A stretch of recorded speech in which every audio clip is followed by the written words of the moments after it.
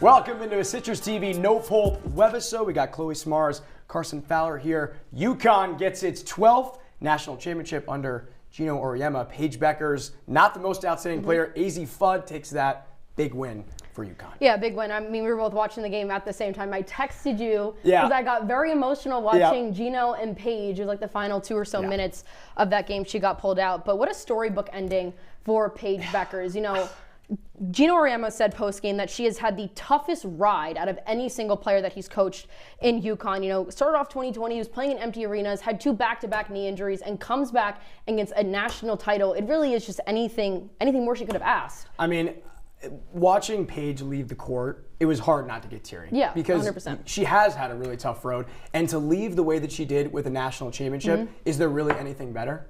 Caitlin Clark did it.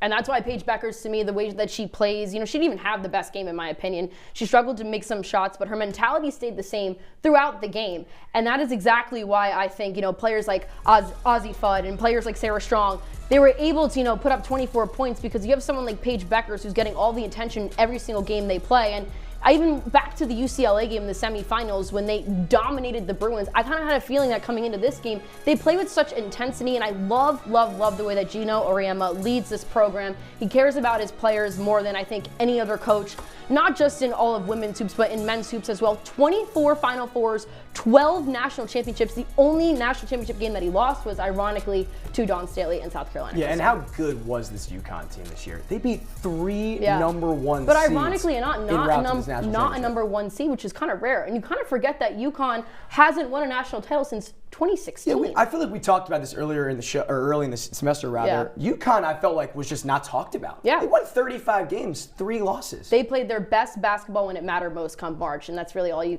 need when you play. And that's why UConn got its first national championship since 2016. That'll pretty much do it on this webisode here.